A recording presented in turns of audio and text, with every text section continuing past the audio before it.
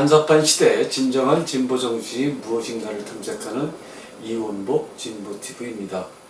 이원복 TV는 진보 정신의 이론적 배경을 알아보고자 학문의 왕도를, 진보 정신의 한국적 적용을 논하고자 정치평론을 운영하고 있습니다.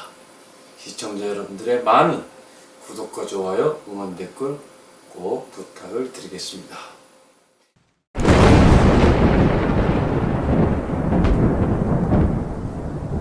윤석열 대통령이 대통령 취임사에서 현재 우리 사회를 좀먹고 있는 병폐의 핵심으로 반지성주의를 지적하고 이를 극복하기 위한 그의 포부의 일단을 내비쳤습니다.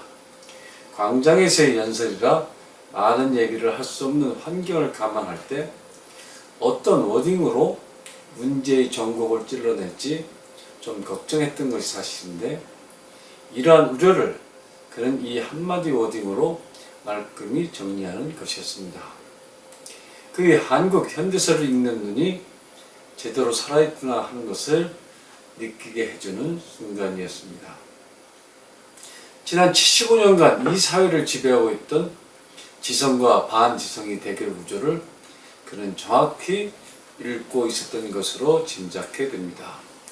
그동안 우리 사회 안에서 지성인내하며 행세하던 많은 사람들에게 일침을 가하면서 앞으로 세계 속에서 무엇이 진정한 한국형 지성인지를 보여나가야 한다고 외치는 것으로 들렸습니다.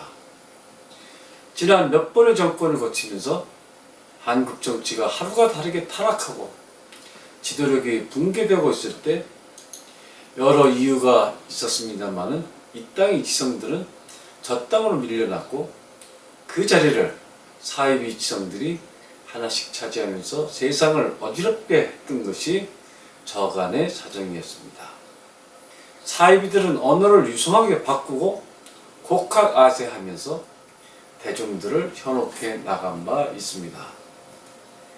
사이비들의 특징은 예의가 없으면 기본이고 소위 홍위병 문화, 즉 안 따라오면 국물도 없다 하는 수준까지 이르게 되어서 나라 전체가 더러운 돈을 같이 먹고 살 것인지 굶어 죽어도 고사리나 파먹고 살 것인지를 국민들이 선택해야 하는 지경까지 도달했던 것입니다. 공산 주사파들이 대한민국 점령 시나리오라는 것들이 무엇이겠습니까?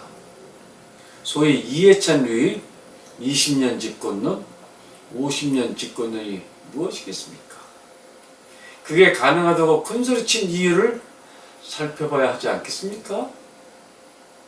친중, 친북 주사파 세력들은 6.25 때의 그 처참한 실패를 다시 반복하지 않기 위하여 이번엔 또 다른 전략으로 철저하게 무장하고 우회 침투해서 하나씩 하나씩 거점들을 점령해 나가는 것이었습니다.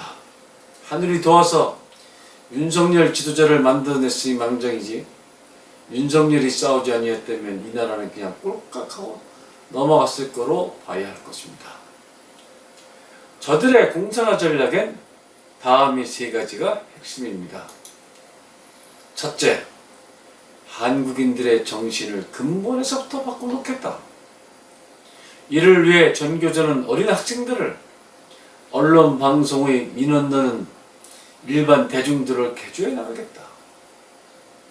두 번째, 중심 거점 권력, 국회, 야당, 사법부, 언론방송, 선관위 등을 철저히 장악해 나가겠다.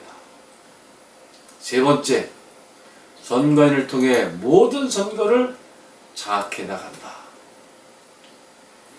이렇게 세팅이 되는 것이었습니다.